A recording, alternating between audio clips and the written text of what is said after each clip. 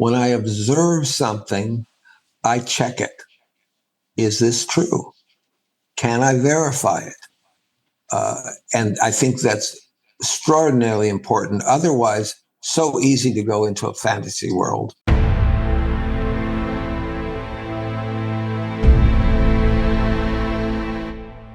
Welcome back to Mind Matters, everyone. I'm Harrison Cayley. Joining me is Ilan Martin.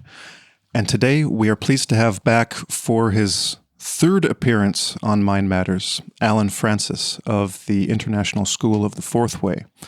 So we've had Alan on twice in the past few years, and this is our third talk. In our last couple talks, we focused a lot on the, as Alan put it, the outer reflection. The outer world is a reflection of the inner world, and we're going to be focusing more on the inner world today. So with that said, welcome back, Alan. It's great to have you back. Well, I sure appreciate that I'm back on your program. It's certainly nice to be involved with an intelligent look at the Gurdjieff work and the inner world. What I thought is that we have somewhat before focused on the reflection of our inner psychological and inner energetic states in the world around us. And that's an interesting topic, but I think we've gone quite far in that. And now I'd like to turn our discussion to something more esoteric, something to do with what's called the inner world of man. And if it becomes too esoteric, please say so, and we will back off a little bit. Currently, just to give you the situation, I had several strokes, as you know, before the last interview. Not too much impairment of my intellect. Mostly it's all motor neurons. And surprisingly, I came to Spain about 10 days ago and was very debilitated. But the fact of this, what Gurdjieff, of course, speaks about is the only thing in Beelzebub, the only thing that can kind of wake us up to what's going on to our lives. I'm right now in the middle of that situation. So that's the kind of context right now. And I'm trying really to get a higher sort of deeper insight into myself, into the work, into the brain itself, as we talked about last time, which the brain is this, the physiological brain is this incredible medium between the mind and the physical body and physical world. So to study this, and Gurdjieff, of course, almost doesn't say anything about the brain as a sort of separate unit. So I wanted to get into this a little bit and see what you have to think about it. What I'd like to state is that in our work, there are different levels, and it starts as a cosmological idea that we have found this together. We have found this movement down through the ray of creation, down through the tree of life, if you like. And as we go down, we end up at the base of things. And that is, of course, not very intelligent whatsoever. We call it World 96 and connected with the idea of our moon. So here we are, and we're suddenly at that turnaround point between the involution or between the downward movement of everything in the cosmos to the lowest level and this beginning of an evolutionary movement. And that evolutionary movement, I would say, is so interesting that there is a kind of idea of the prodigal son, right? He's in with the pigs. He's at this low level. He's in the ignorance. And then he suddenly starts to, in the very, I would say, smallest flashes of awakening begin to occur. And at that level, we call this the development of personality. Personality, of course, meaning mask in Latin, personality being not the organic essence, but rather something lower than that. But, and this is not clear in the Search for the Miraculous, I think, and the work, it is an organic, still hybrid between this kind of place of illusion, this kind of place of ignorance, and this beginning place of who I really am. That is who I essentially am as a human being. So this part, and again, I don't think it's clarified in our Gurdjieff work well, this part is as if this child, which is the moon, right?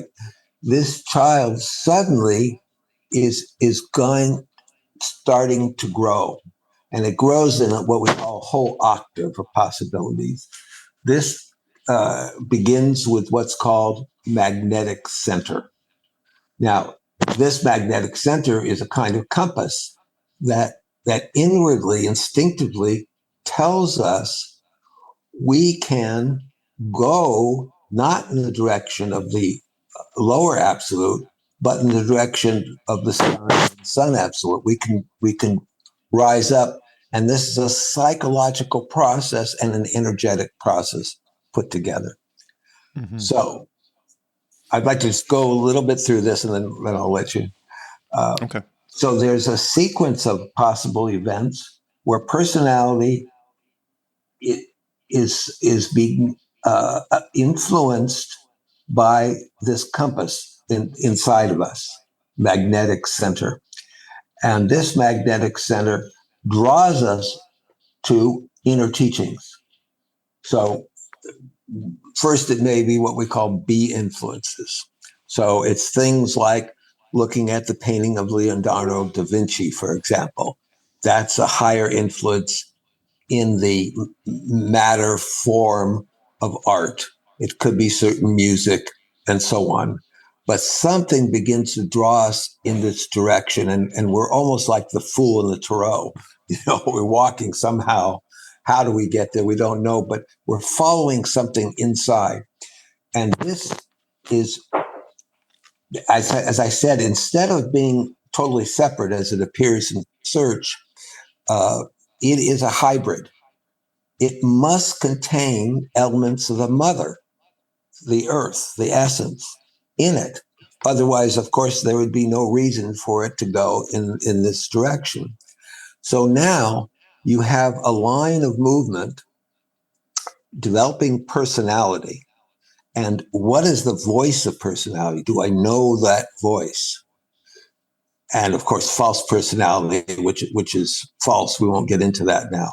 So here we have this development of personality slowly into what's called deputy steward. Okay, what is that? Well, that is the beginning of the ability to affect your behavior in correspondence to the magnetic center's sense of what is true, the true north. So now I begin to grow, and I have this little bit of, you might even call it will, right? And deputy steward, for example, and the steward that comes next, they begin to organize your life a little bit. How much? I don't know, because I don't have much will. but it's a beginning process. And so here's this line of movement. And at the same time, there's a beginning of reawakening of essence, which is the mother, right? The female deity in you. Now, where do these begin, these two parallel related efforts, where do they begin to integrate? So where does personality and essence begin really to work together? And this is a reversal because personality's the active part. It's strong. We can see it in ourselves if we begin to try to go to esoteric teachings. Well, how do we go? We go almost all through the head brain and philosophy and so on. Very important. But now we're coming to something else. And Tolstoy said, uh, you hear my words, but not my feeling. So here we're joining these two.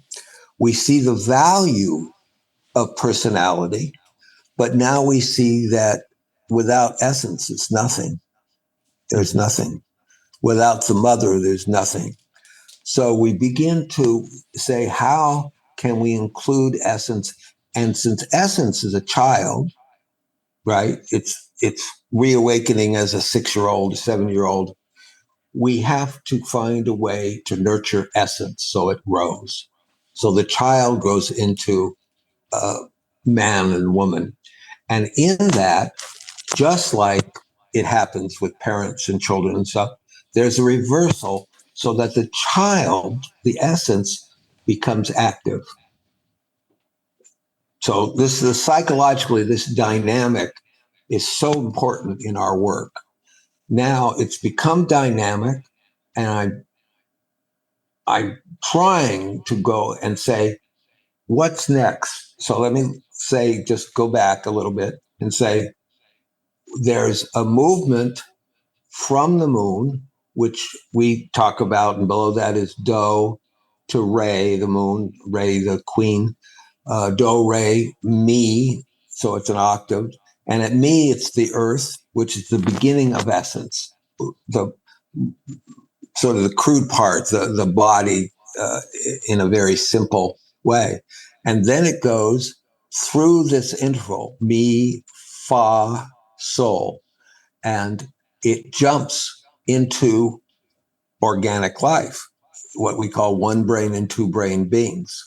So now we have being, we have feeling, we have sensation, and it's all there. And we have this new interval between fa, sol, and la, the next note in the octave. And that is the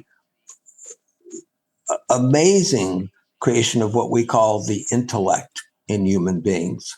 So that brings us to this three-centeredness, maybe the possibility, I say, potential. And so now we're there, and we're right at the edge of higher being. That's right where it starts. So now, right at this moment, I have the possibility of creating what we call an astral body, the first of the higher bodies. And that's at C, SI. Do I begin to hear these different voices in me, these different influences in me? One influence, as we spoke about, is the influence of Maya, illusion, the lowest influence. Another influence is the influence of personality.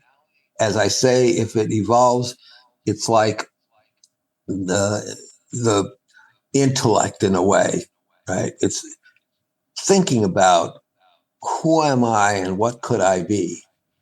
And then comes the the the coming into what I've been born with, myself, which includes my body.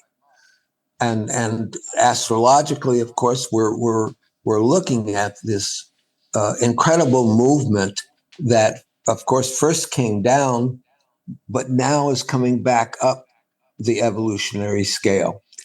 So here I look and I see, and I hear this voice that is pulling me opposite of the sirens, right? Is pulling me in the direction of evolution. Do I hear that? Am I drawn to that? And that goes from C, which is what we call this first higher body, the astral body, into Do, which is the solar body.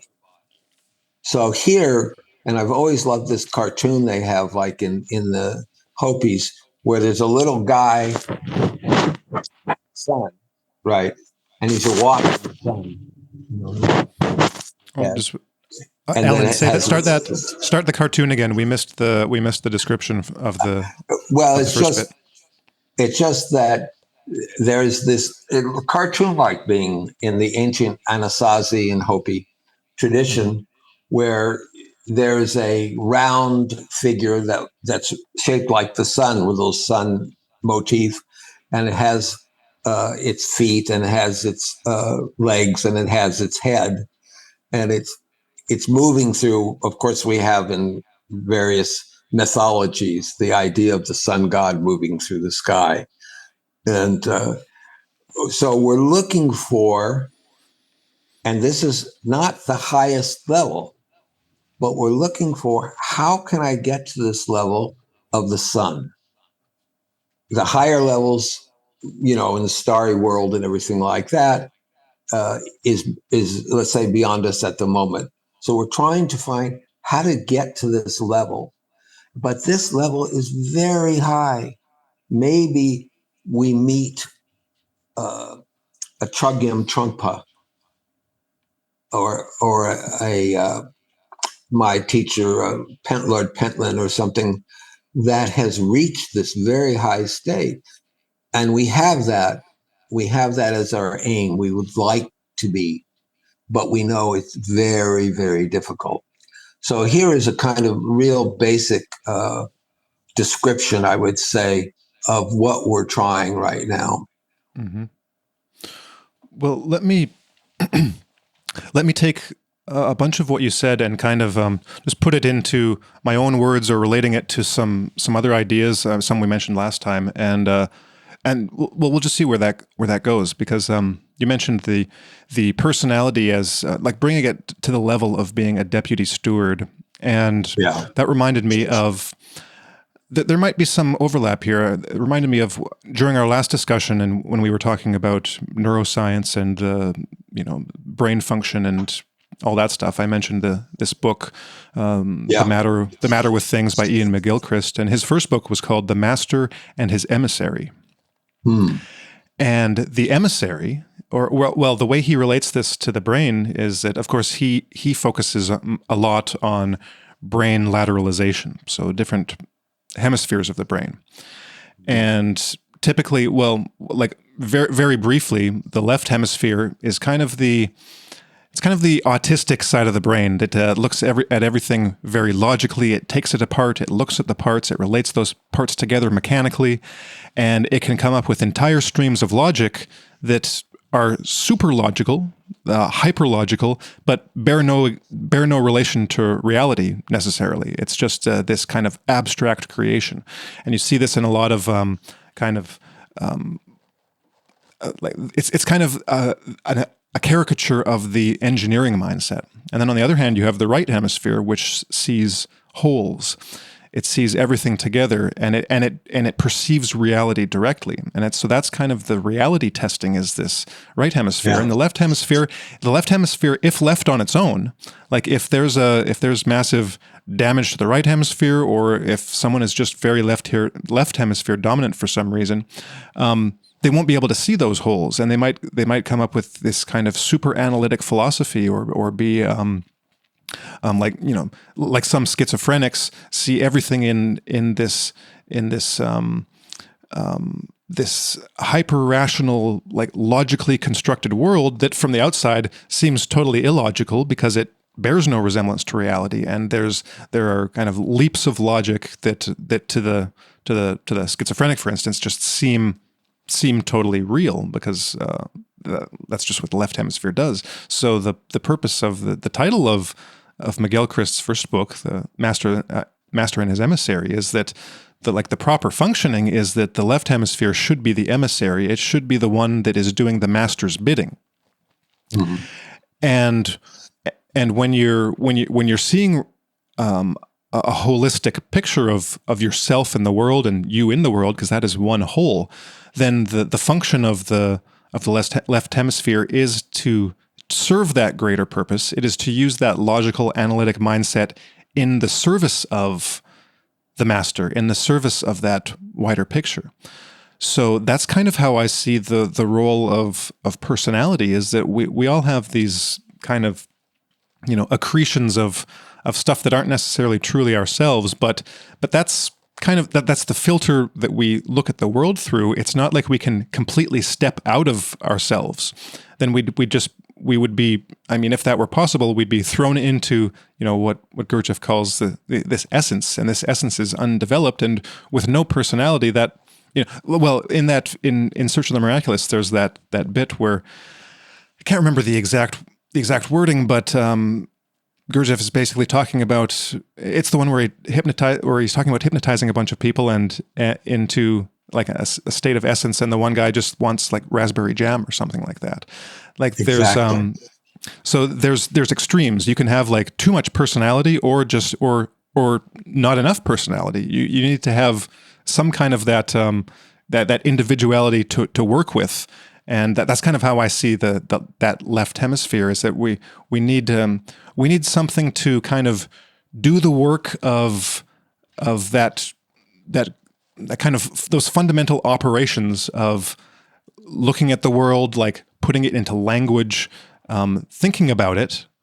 But then that thinking needs to be tied to something greater. And I think that's what you're talking about here with that taste of essence. It's like that connection with things that are true, that connection with that's something that is pulling us forward, pulling us upward along this direction. So the way the world is structured is it's very easy to just get to take the path of least resistance, and it's in esoteric terms that would essentially be a path downward. We're actually we're devolving. We're not going anywhere.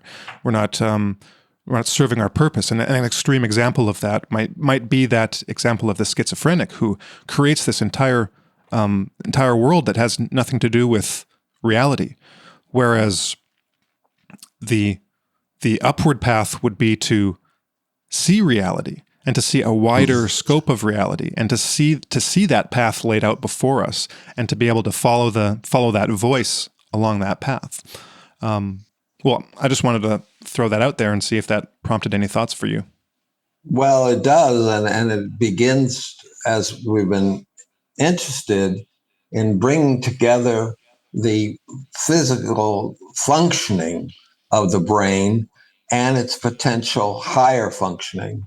Mm-hmm. Now, on the left hemisphere, as you were indicating, there is this sense of a wholeness, but it's not grown, it's not mature. It is like essence as a child generally.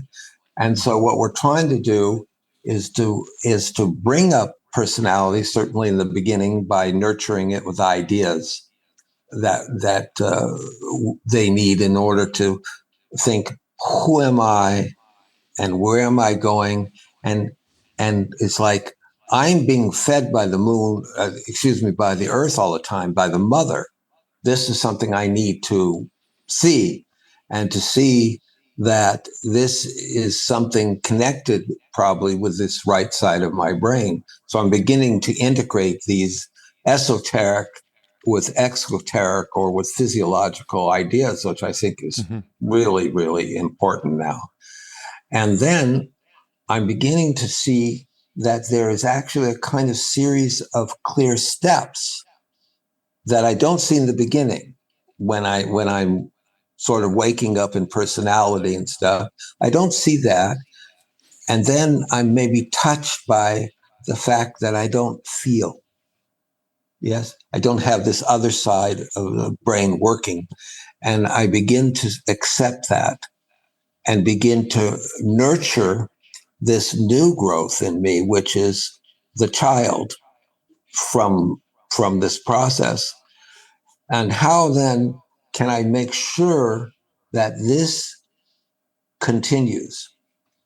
Well, in the Gurdjieff work, it continues because I begin to see that the development of real individuality, or I, comes from the growth of essence, and the growth of essence is supported by personality. So now these fragments of an unknown teaching, as Ouspensky put, are being put together in a way I don't think they've ever been put together. So we're really interested then if through that development of essence and the psychological ideas of that, at the same time, there's a development of a certain energy.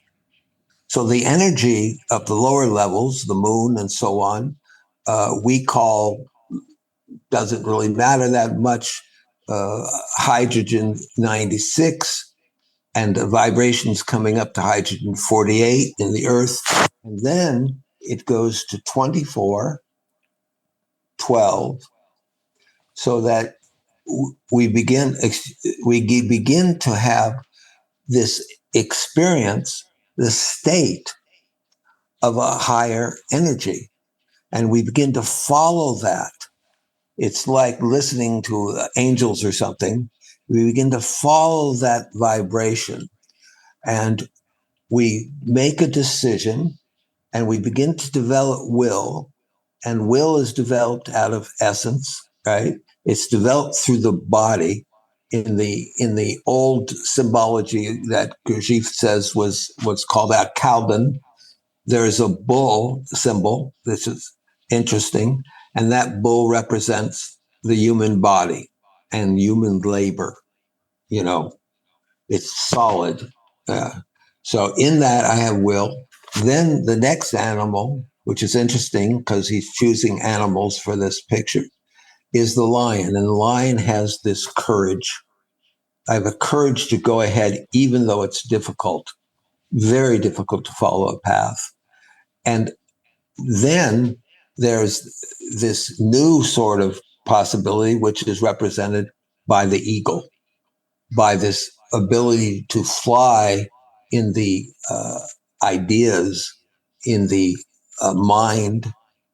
And right then, there's such a strange image, because where you would expect, as you're going up in through the physical body of this three-brained animal, you expect something different. You see amber. Well, what the hell is amber doing there? Right? Mm-hmm. What is amber? And it's clear that if we've studied the what is it, it is first of all, it is a something that easily creates a kind of electrical friction, like this. It's a power, it's a friction, and it also is a filter as well, and a preserver. Amber is just an incredible organic deposit which has these strange properties and still is organic. And at the throat, at the thyroid, he doesn't talk about the thyroid chakra, thyroid gland, and many things he leaves out intentionally for us to discover. So if you've studied the thyroid gland and its effect, for example, on controlling the heat and cold in the body, big thing, basic cellular metabolism, then you say, wow, how is this related to this microcosmos in us and also to the general functioning of our body? So he's pointed things for us to research to find out. Now, right at there, again, a tremendous shock if you visualize it. Right then, this animal that has this throat, which is amber, and then instead of a head, it has the breasts of a virgin.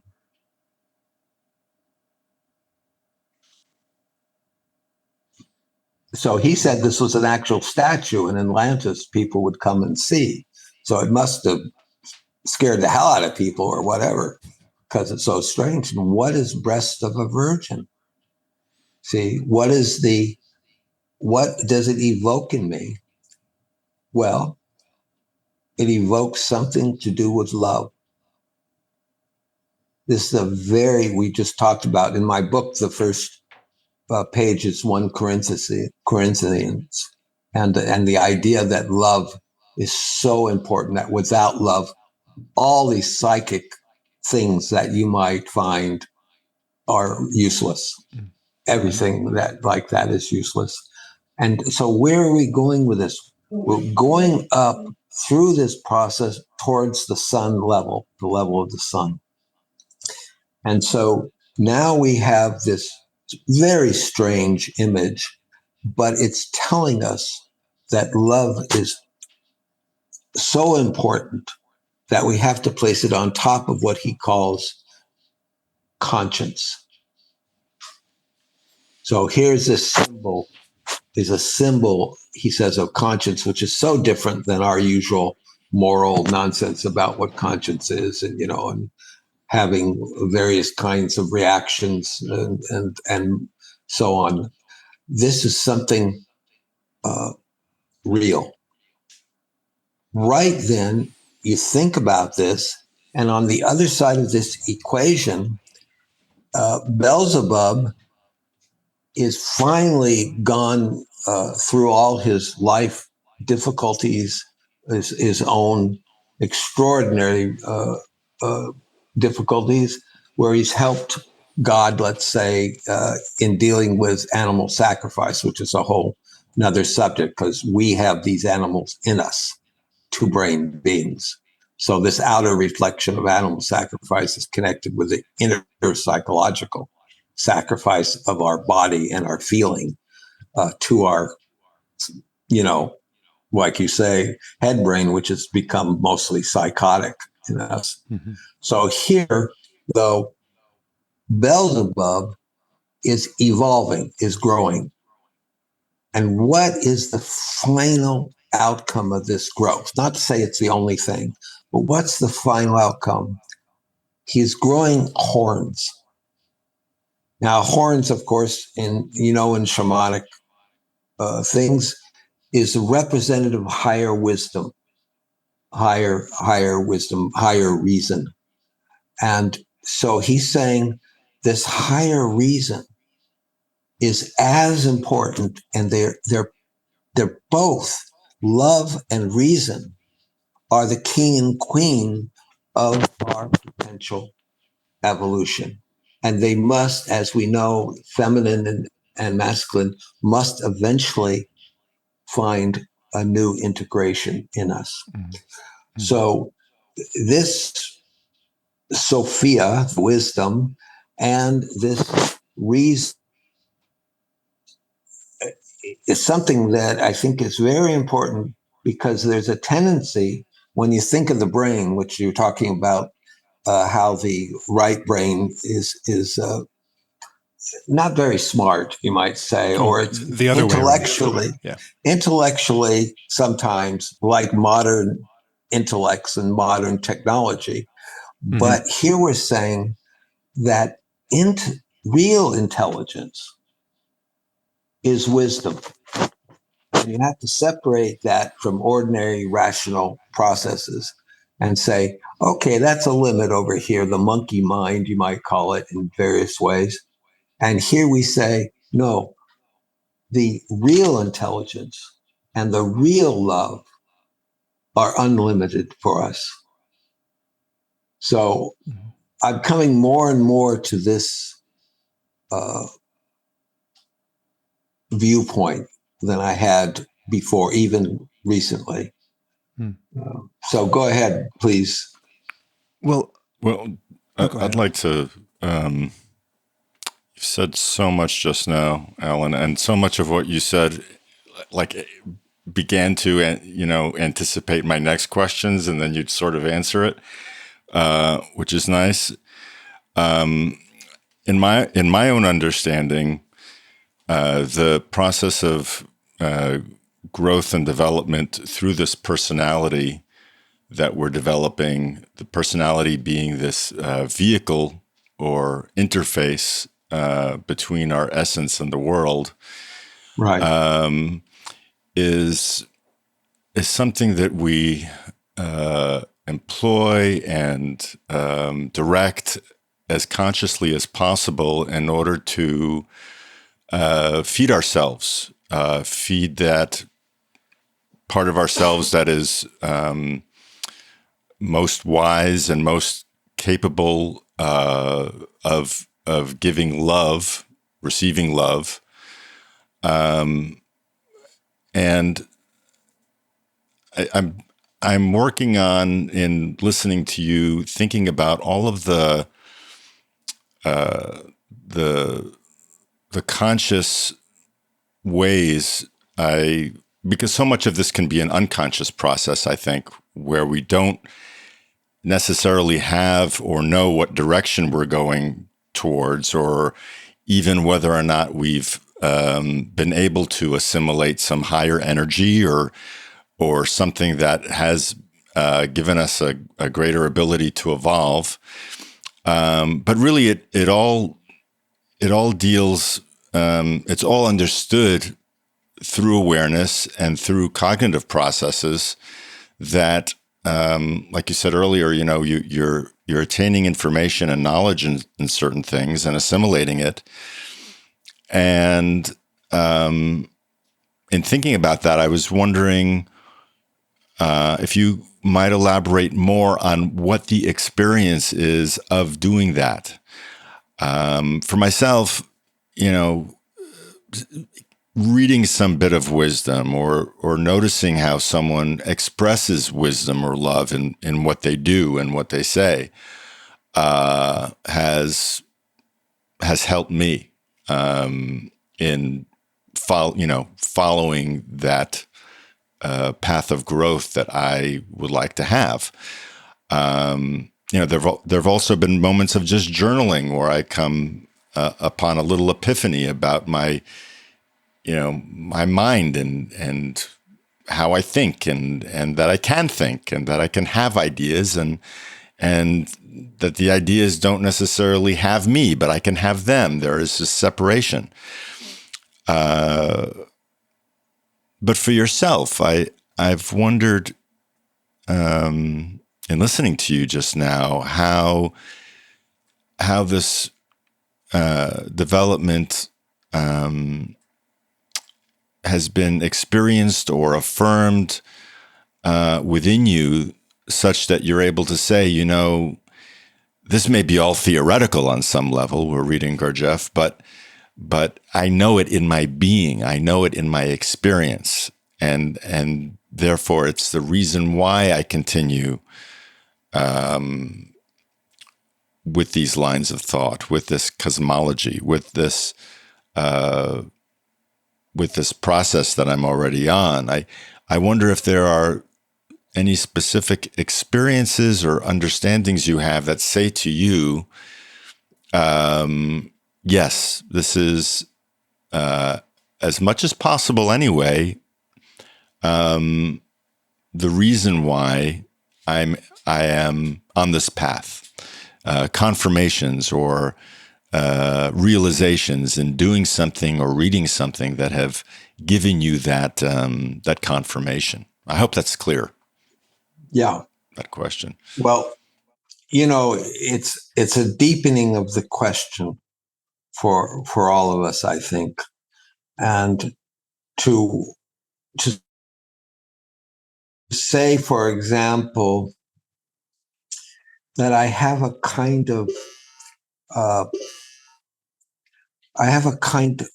inner compass we were talking about from the beginning, something that draws me forward to true north, if you like. And this is, of course, an idea that is connected with personality, this idea. Now, with that, in connection with that, there's another part that is intuitive, right? And in life, I see, does this have validity? Let's take, for example, I meet somebody, and intuitively, I feel that they are a good person for me or whatever, and I follow that, right? I try to see, is this true? So I try to see if it's validated, whether it's a piece of real data about my inner life or my outer life. Or is this person a con artist, for example? So I begin to learn how to suss that out, as the British would say. And in something like, which is really very helpful, the Enneagram, that the Enneagram gives me a method, you might say, connected with personality that can lead to essence and higher things. But first, it's in personality. We have to recognize it. And as I was saying, every part of me has a kind of voice. What am I listening to? Do I know, as you were talking about, do I know I'm listening to personality? Not a bad thing, but I know its voice. I know how it approaches things. And then I look at essence and I see, wow, this is a very different approach to reality. And it becomes closer to the development of I. Now, if, for example, for many, many years, I've been interested in the inner alchemy of states. That's, as Gurdjieff talks about, Hambladzwan, about higher bodies. This was his main interest, as it happens. I share that interest as a central interest for my life, 50 years. And what do I find when I pursue that? Let's say I began in a very compromised state, because I think I told you about my brain. When I died as a baby, apparently the didn't develop. I had felt no pain. I had terrible balance. I was disoriented in a sense. And gradually I found how to come to develop that part of my brain. Bouncing a ball against a step, for example, something ridiculous. And did that help? Did that simple thing help? Yes, it did. So I could see my coordination getting better, for example. And so that was a validity of this small, little fact. Then I began to do other things. And for example, I started Tai Chi Chuan. Now, it's said that Tai Chi Chuan is going to help your attention, your mind-body relation. Did it? Yes, it did. For years, it strengthened that possibility in me. So here's a check on reality. Am I going in the direction that I think I am, and that other, masters have said I would? Does it check out or not? And this is also the left and right brain. All these things we're doing, I take in an intuitive way, right? Approaching things, and an objective, trying to be an objective scientist in relationship. So I have the combination of these knowledges that are working together, and I can see, is this true? I've gone up to this point. Is this true? Now, in relation to inner alchemy and the development of higher bodies, this becomes for me the sort of center of my interest, and how much time do I have left, literally, to develop these things. So I think that you're absolutely right in when I observe something, and this is part of Gurdjieff work and the groups and everything. When I observe something, I check it. Is this true? Can I verify it? And I think that's extraordinarily important. Otherwise, so easy to go into a fantasy world. And we know that a lot of these New Age teachers, they're in fantasy. And Gurdjieff says that Kundalini is completely fantasy, and which Patanjali agrees with. So we're trying to understand, and for ourselves, Mr. Gurdjieff says, don't believe me. Check it, see if it's true. And I've checked in certain areas. There's large areas I haven't checked, I don't know about. I'm not an artist, a non-musician.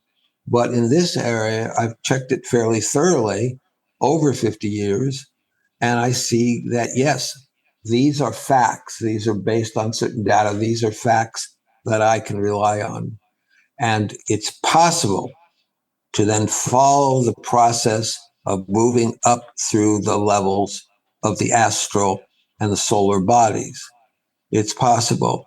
And in Taoist yoga, Taoist alchemy, very clear. And then strangely, very clear and almost the same in Gurdjieff's view. So, like I say, wow, that's great. That's amazing. But can I verify it? And I found so far I have. Mm-hmm. I want to, based on what you just said, I want to go back to one of the first things that you said about this kind of, this path, this direction. So you said, at the beginning, there's this magnetic center, it's this inner compass, and we might find, or one might find himself like attracted to certain things. It's almost like vision, like you're looking out at your field of vision and something stands out. And so for some reason, these sources might stand out. It might be, a certain spiritual book or something, and it attracts your interest, and you become fascinated by it. And that's like one of those first steps on this journey. Mm-hmm. And then, but as you say, that's just the beginning, and there are so many stages after that. And so I want to kind of go through, maybe out of order, but just some of the steps that kind of proceed from that, because just if that's where you are and you find yourself attracted to certain material, certain ideas, and then I think part of the illusion, part of getting trapped in Maya is to think, well, that's the end. I found the answers, and I think that's related to a lot of the new age ideas and the new age kind of groups, is that they might, the groups themselves or the individuals within them might say, okay, well, now I found it, and that's kind of it. And you see this kind of attitude a lot also with, let's say, like the psychedelic drug experiencers, or someone that's kind of chasing a religious experience almost as if it's a drug, and then that in itself is kind of this illusion, because there's this sense that you've found the rainbow at the end of the path, when really that's only a beginning stage. And I think one of the important points, one of the important like way stations or way marks along this path is to it's self-knowledge. It's to basically see the falsity of one's personality, and that is a roadblock for many people, is that they and it requires like maybe that friction applied to that the amber facilitates, is that friction to say like, it can be, I'll give an example. It can be someone who talks too much. For instance, someone who's always like interrupting and who just rambles on and talks. Maybe I'm guilty of that sometimes, but who then, when confronted with that fact, denies it, or just continues to talk too much. And Gurdjieff gave some great examples of this being a chief feature. So you confront someone with their chief feature, which is a part of their personality, their entire person that is, let's say, it could be a character flaw. But when confronted with it, they react with that trait. So it could be they always have to have the last word, and then if you say, oh, well, you always have to have the last word, and then that person will try to have the last word about that conversation, within that conversation, or they might ramble on, and that it's so simple. Just being confronted with an aspect of oneself that you can't see, that is uncomfortable to admit to oneself. But if you place yourself in an environment where that feedback is given, and I think that's an important part of kind of group work in the Gurdjieff setting and tradition, but not only that. It can be this dynamic can happen in other traditions. But to be able to place oneself in that position, and then to be able to see those very basic, very simple truths about oneself and one's character, that kind of breaks down that. It starts the process of breaking down that personality and kind of the ability then to kind of slough off or shed those aspects of oneself that are not only annoying for other people, or the things that the things that people might say about you behind your back or roll their eyes at. And so it not only creates a little bit of tension with the people that you interact with, but it hinders yourself because you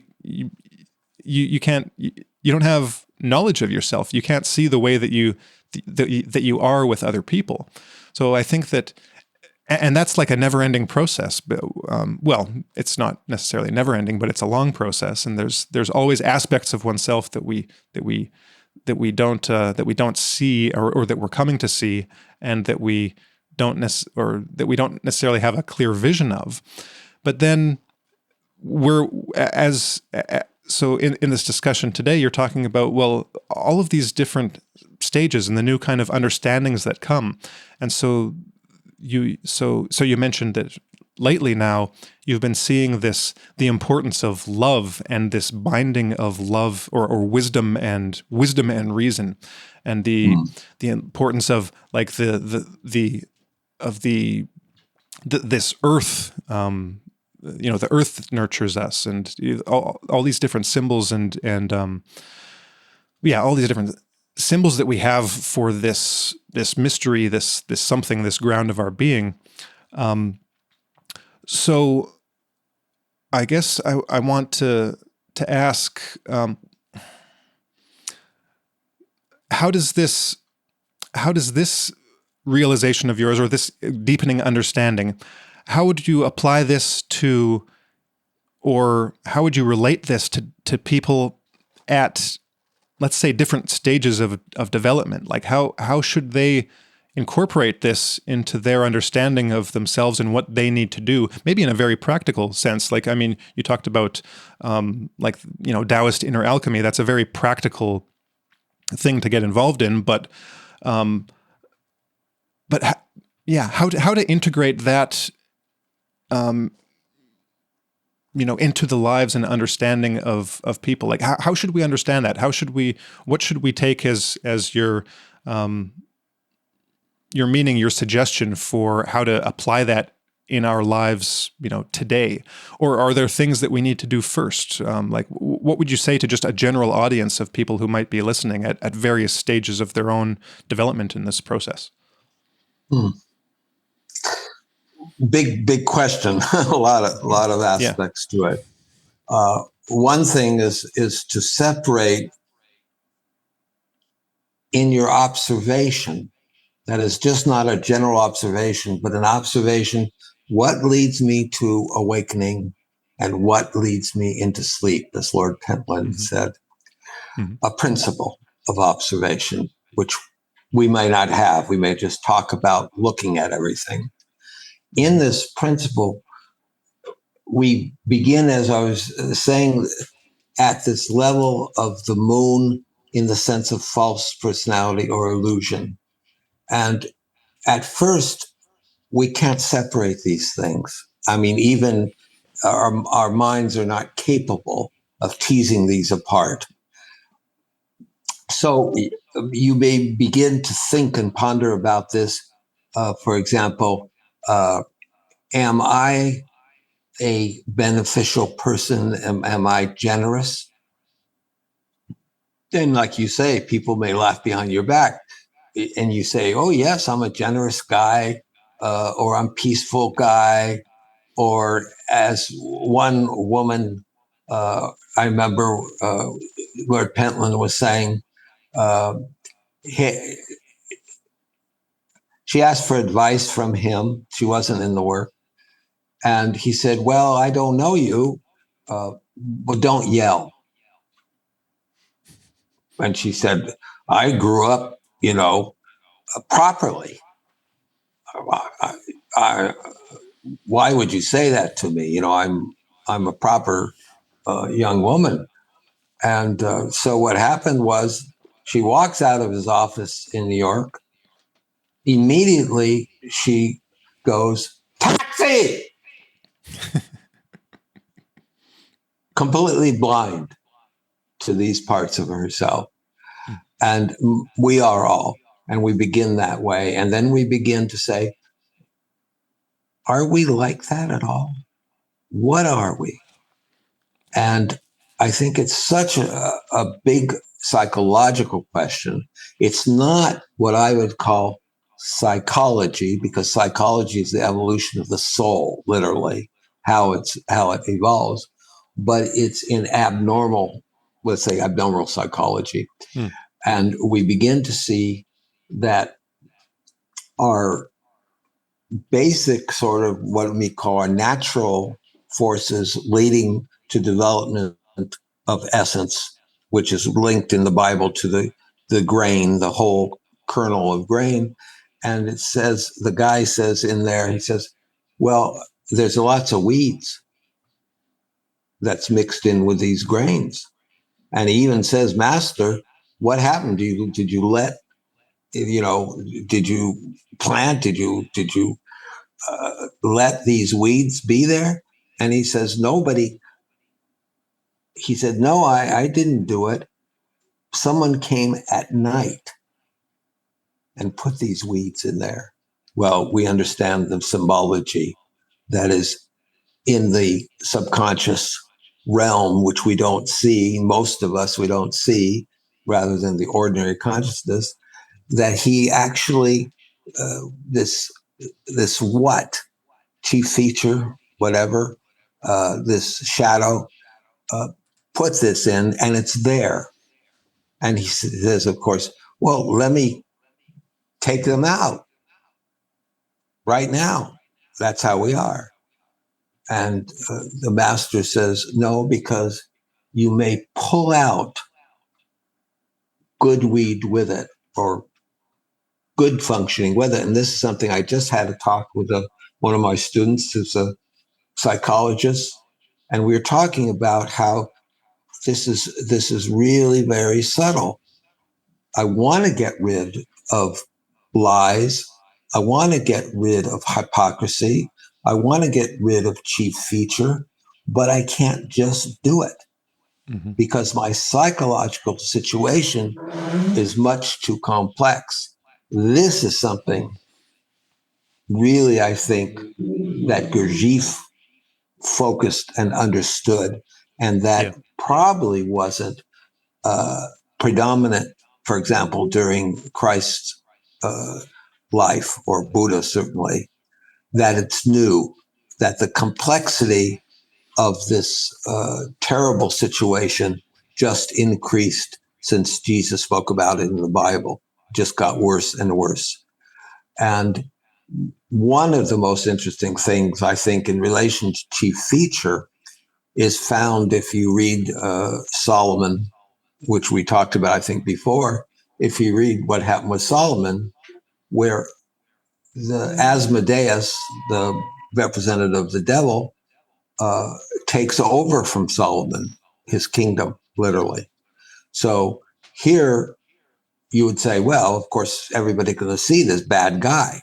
No, this bad guy looked exactly like Solomon, talked exactly like Solomon, and everything about him, people thought this was Solomon, that he was the king, but he wasn't. And this is the truth about chief feature. Chief feature comes so close to us psychologically that we have an extremely difficult time to separate. It takes years, and it takes the help of a teacher. It takes the help of a group, other people seeing these things in you, to begin to tease these two things apart. But we're all in a hurry. Yeah. Mm-hmm. We see something that's wrong with us, and Gurdjieff says, don't try to change it. He said, study it. And then later, of course, if you develop will, like we talked about, then eventually you'll be able to change it, but not right away. So it's really a powerful question. I think you're asking how to even like Buddha stop Maya, stop the illusion, and have the testimony, you might say, of the earth, of the grounding, these two things. And he just was able to do that. Can we do it? Can we look at what is illusionary in our thoughts, right, in our lives, and just say, stop? Well, along those lines, Alan, so let's say we're experiencing thought loops, or we have a certain train of thought or a thought process that we know is not constructive, and that we even kind of know, if we're being honest with ourselves, is it's just wrong. You know, when we allow ourselves a moment to take a step back and look at it, and look at our mood and our emotions and assess it. And so, connected to what you just said, I'm wondering if, because there are times, you know, I'm aware enough of myself that I'm saying, this is unproductive, or you've gone through, you know, this feeling before, and really there's no objective grounding in it. It's just a negative self-indulgence, if you will, or just not constructive thinking. So, And it's the voice of first personality or false personality. So it's not the voice of essence. Okay. Yeah.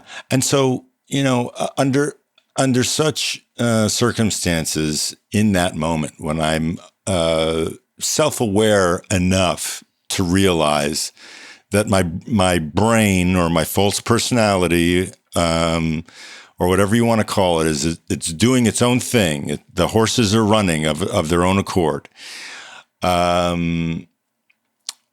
What, you know, does one just continue to observe and sit back and be entertained by the mind doing its thing, or is there, you know, at some point an effort made to, you know, in that moment go, whoa, horsey, try and think of things a little differently right now, using some, you know, metacognition and self-awareness. And because you just mentioned that Gurdjieff would have us observe for the most part and not try and change very much, but to try and understand it and get the flavor of what it looks and sounds like within one's own being or within one's own mind and thoughts. And so I guess part of my question would be, when is it most, if at all, productive to take the reins, to become the master, to address those things that we see within ourselves that are lower, that are not moving towards a larger sense of ourselves? and a larger sense of a larger part of our own being? Yeah. It's a good question. Again, Mr. Gurdjieff gives us a big help in, for example, the development of the symbol, the Enneagram, and the idea that there's steps in the process. So one person might say, oh, Gurdjieff says don't do anything. You can't do anything. You can only observe. No, that's the beginning of being a student, being able to look at what's happening, and you begin to see it. And there, I think a part of this, one really has to be an artist. Yeah.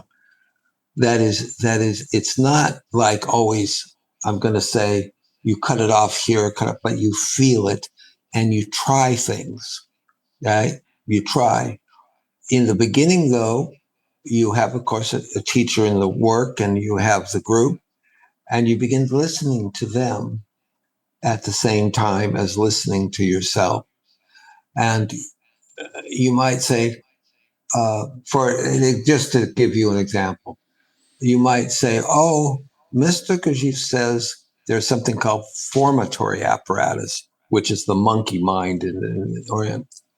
And this formatory apparatus cuts off my direct perception. It makes it, I can't do it. Well, the first thing, of course, is to say, is this true?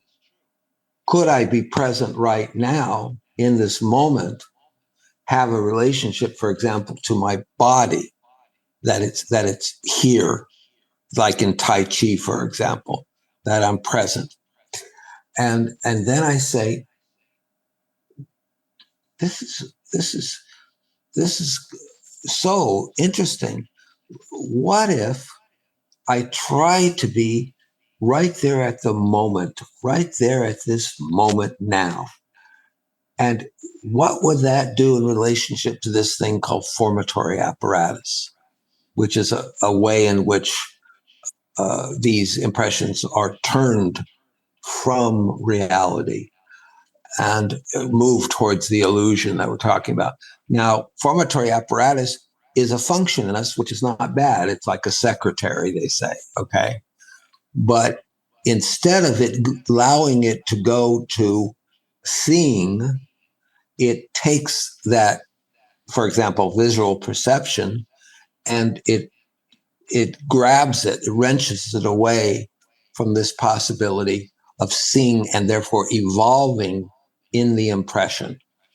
And I say to myself, wow, this is fascinating. Well, let me try to stop, as I was saying before, stop that just for a moment, just to see.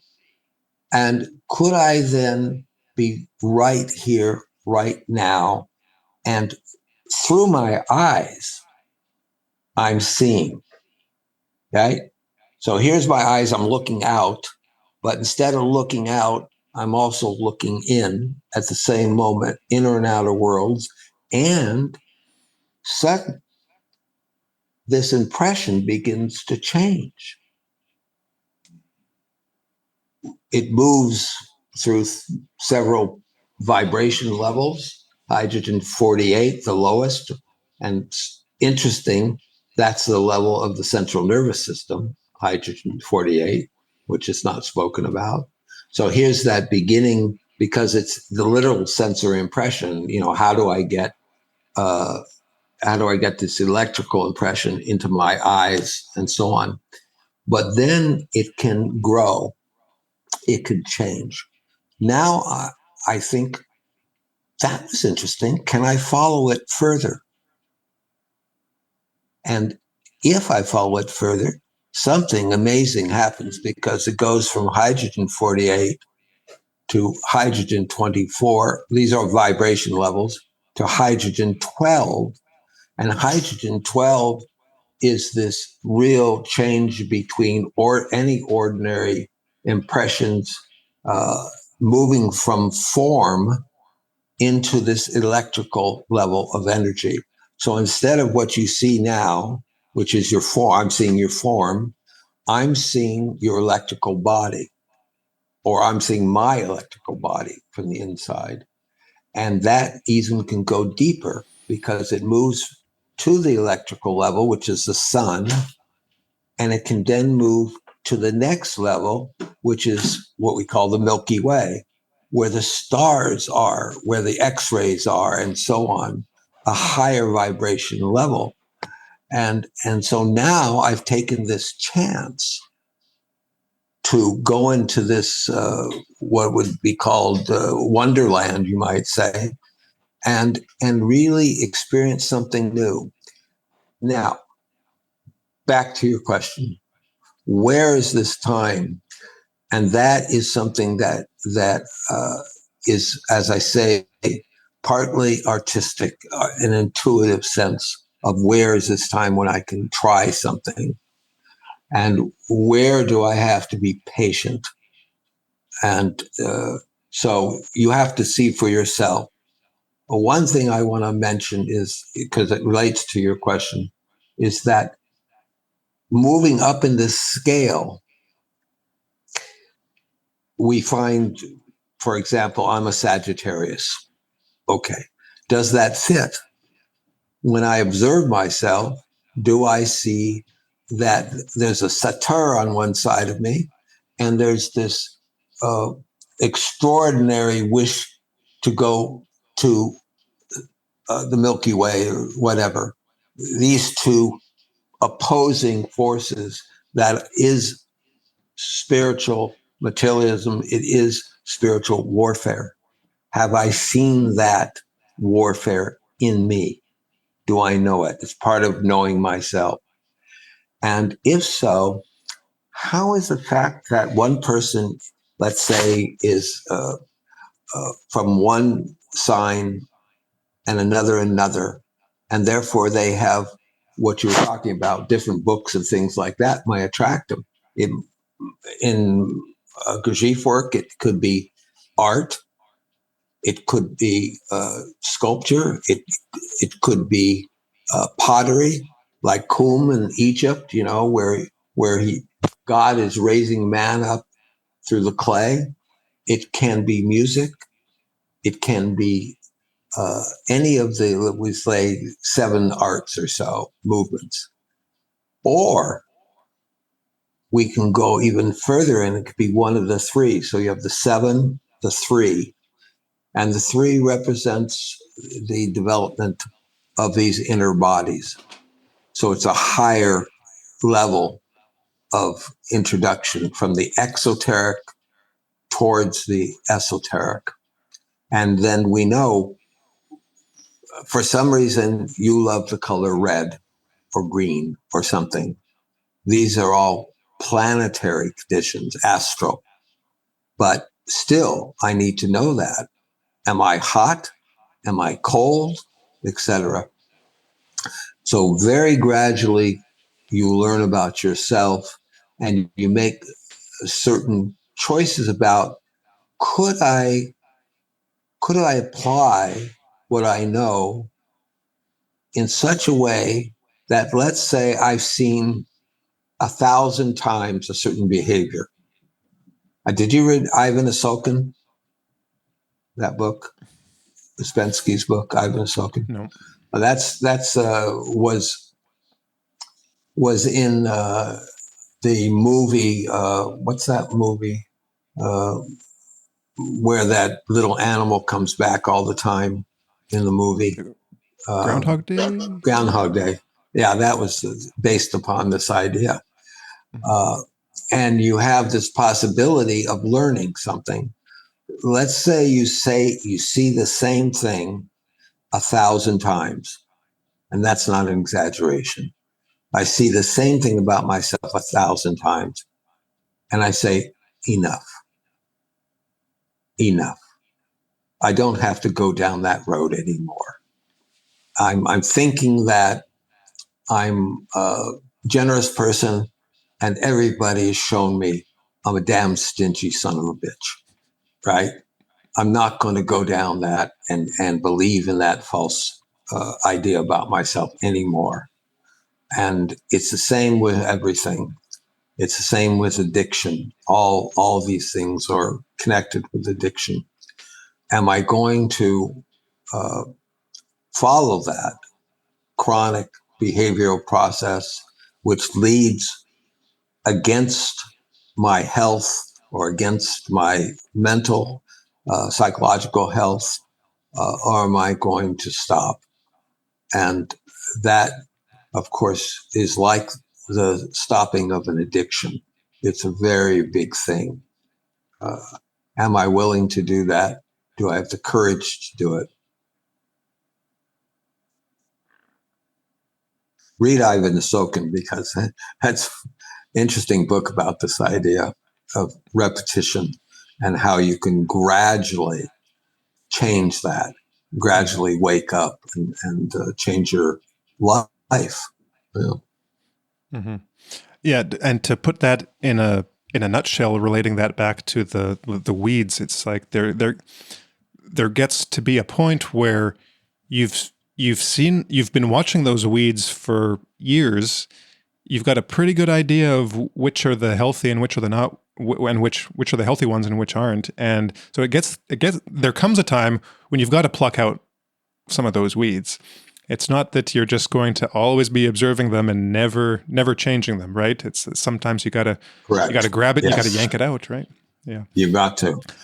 And for us, because we're not psychologically ignorant, we see that these have these powerful integrations, and our psychological state is so complex that we need something like the work. We need something like a teacher who's going to help us in that process. And if we get to the point where we really understand that when we say, I am right, when we take that and realize that we are so egoistic, so vain, then we're going to go wrong. You know you're going to go wrong. If you hear that voice in you, that's a false voice. I am right. So always be suspicious if you hear that voice. On the other hand, I need self-confidence. So you see, it's the razor's edge we're talking about that we're on. Yeah.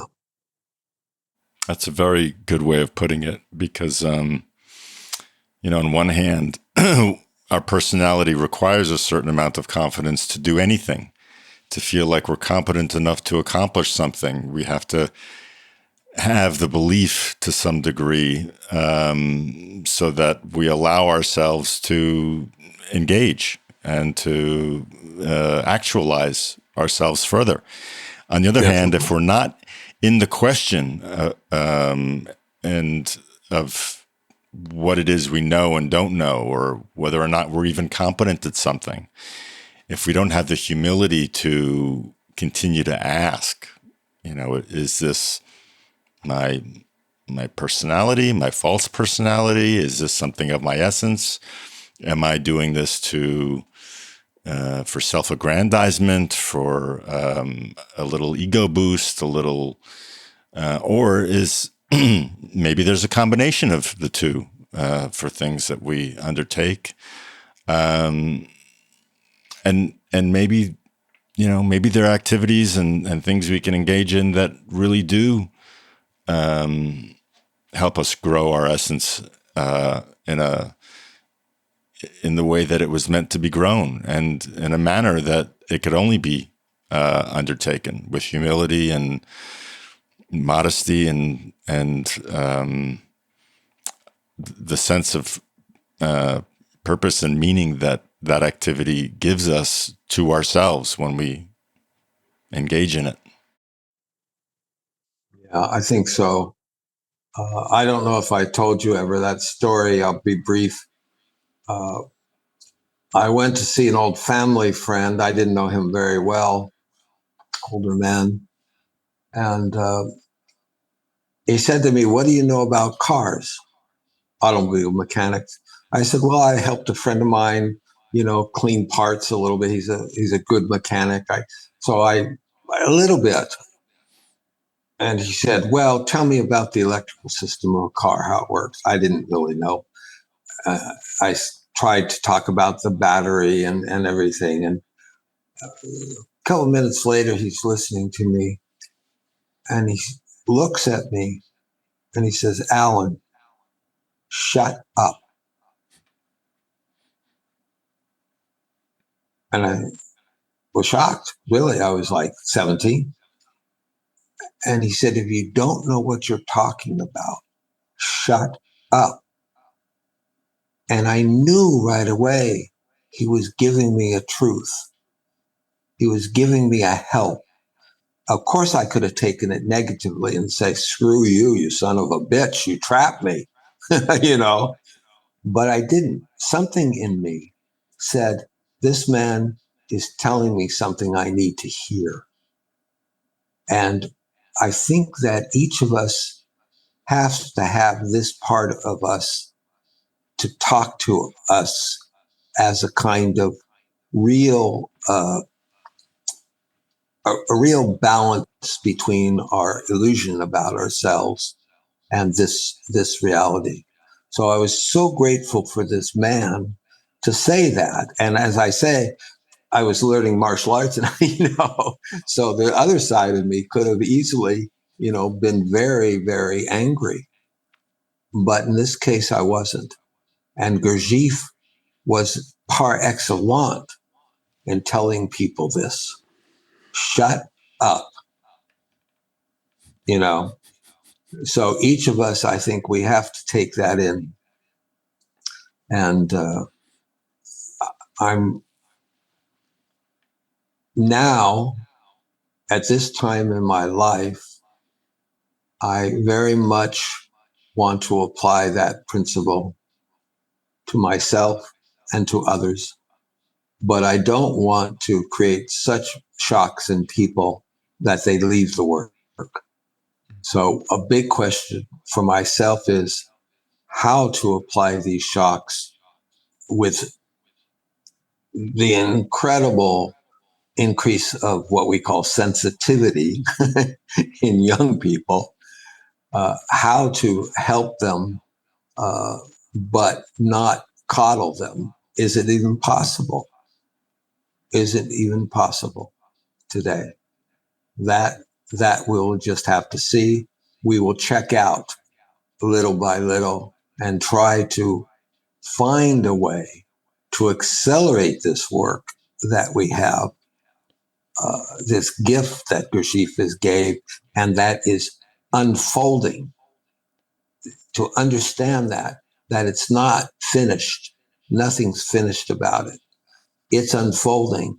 Are we going to help that unfoldment?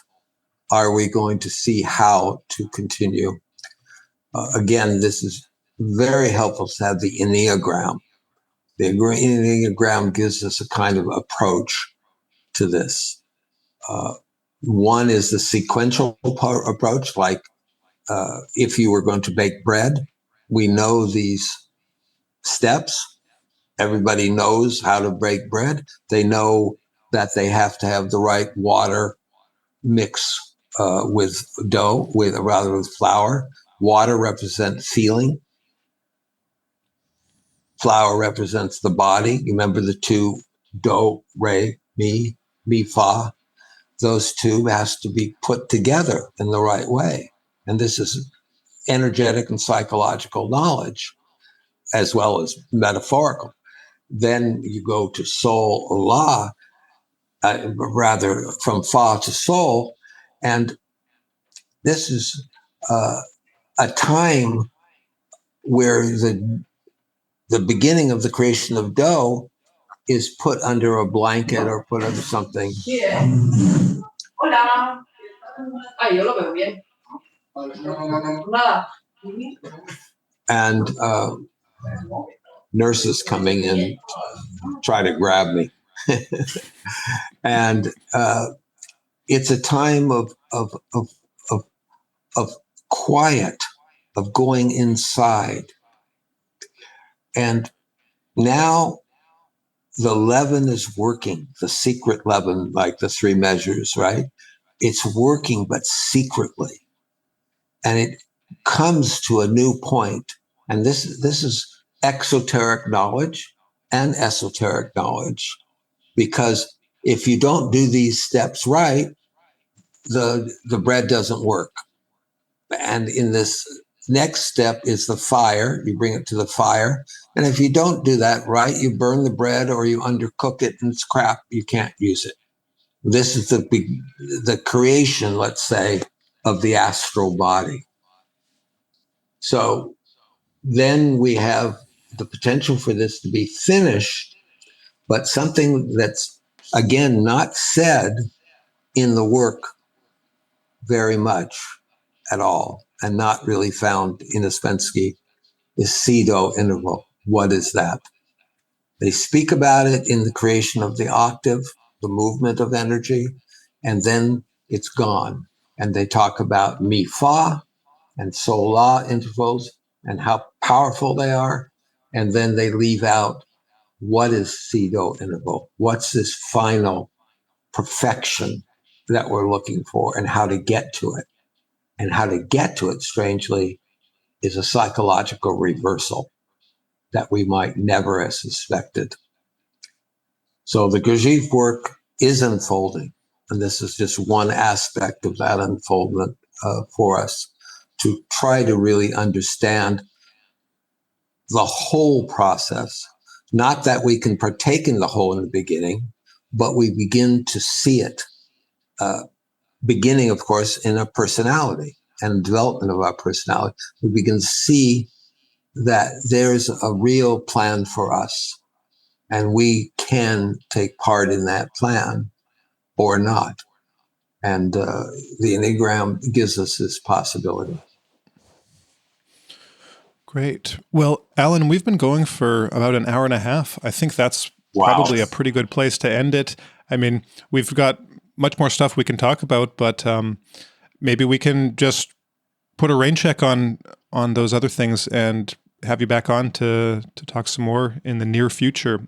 What do you think about that? I would love to do that. That would be great. It's wonderful to talk to you guys. And I would like to talk about the strange nature of the astral body and its psychological nature. So maybe that could be part of the next series. Okay, I think that's a great idea.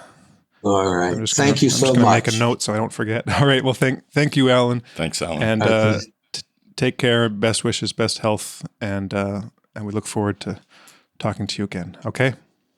Me too. Bye-bye. All right. Bye-bye, Alan. Bye.